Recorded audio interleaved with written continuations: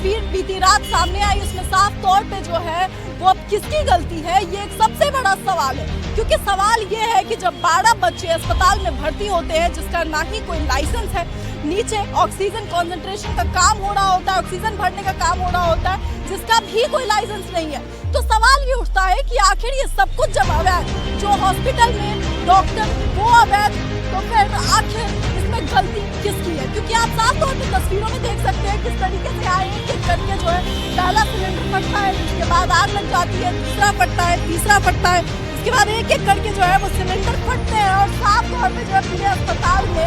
आग लग जाती है। देश की राजधानी दिल्ली में स्वास्थ्य के साथ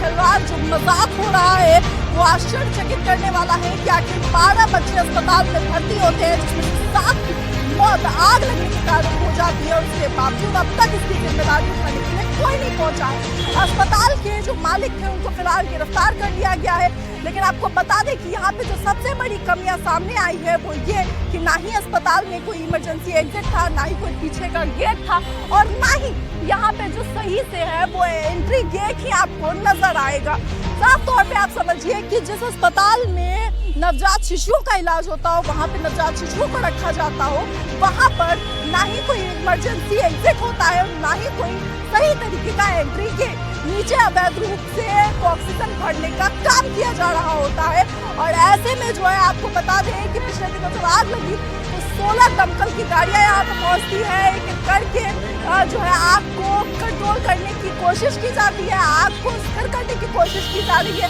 और ऐसे में यहाँ पे जितने भी लोग हैं, जो भी आसपास में जो रहने वाले लोग हैं वो यहाँ पर इकट्ठा हो जाते हैं और आग को शांत कराने में मदद करते हैं। साफ तौर पे आप समझिए कि जो तस्वीरें हैं वो किस तरीके से रोंगटे खड़े कर देने वाली है। आपको बता दें कि जो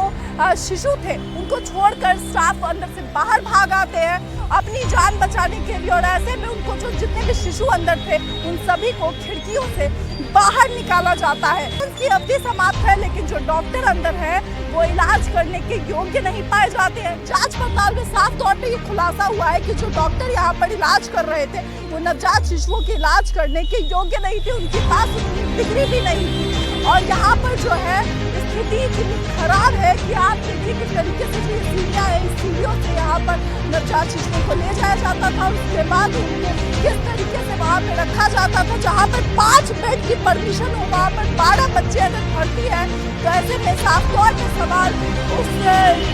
स्वास्थ्य ये जितनी भी जो बातें कही जाती है वो दिल्ली सरकार द्वारा कही जाती है, केंद्र सरकार द्वारा कही जाती है, उन सभी में सवाल उठाता है कि आगे किस तरीके का यहाँ पे जो है वो स्वास्थ्य का काम किया जा रहा है, किस तरीके से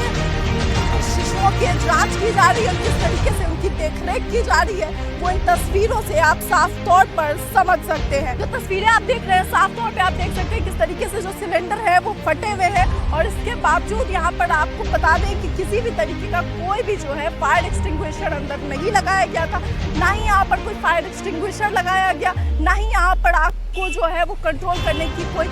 जो है सुविधा ही थी, ना ही यहाँ पर अस्पताल में जो स्टाफ थे उनको किसी भी तरह की कोई जानकारी थी कि अगर आपातकालीन स्थिति आती है तो किस तरीके से उसे कंट्रोल करना है, बल्कि जो स्टाफ थे वो अपनी जान बचाकर भागने के लिए निकल पड़ते हैं। ऐसे में अब फिलहाल जो यहाँ के मालिक है वो तो गिरफ्तार कर लिए गए, पूछताछ जारी है, फॉरेंसिक टीम आई हुई थी, फॉरेंसिक टीम ने साफ तौर पर यहाँ पर जांच पड़ताल की है, सैंपल लेकर गए और अब रिपोर्ट में आगे क्या सामने आता है वो तो आने वाले वक्त में पता चलेगा। मगर फिलहाल जिस तरीके से यहाँ पर ब्लास्ट हुआ उसमें जो माता पिता पिछली रात यहाँ पर बिलख रहे थे और अब तक उनके घर में जो है जिस तरीके से बच्चों की किलकारी शांत हो गई, जिस तरह से उन 12 बच्चों के परिवार पर जो कहर बरसा, आखिर उस कहर का जिम्मेदार कौन है? आखिर उन 7 बच्चों की मृत्यु का जिम्मेदार कौन है? उनकी जान जाने का जिम्मेदार कौन है जिन्होंने अपनी जान इस आग में झुलस कर गंवा दी? ऐसे में इस पूरी स्थिति को आप किस तरह से देखते हैं? देश की राजधानी दिल्ली में जहाँ स्वास्थ्य के नाम पर दावे किए जाते हैं, शिक्षा के नाम पर दावे किए जाते हैं, वहाँ स्वास्थ्य की स्थिति अगर ऐसी है तो आप इस पूरी तस्वीर को कैसे देखते हैं? अपनी राय कमेंट बॉक्स में जरूर बताएं। ऐसी तमाम खबरों के लिए देखते रहे न्यूज़ हंटर।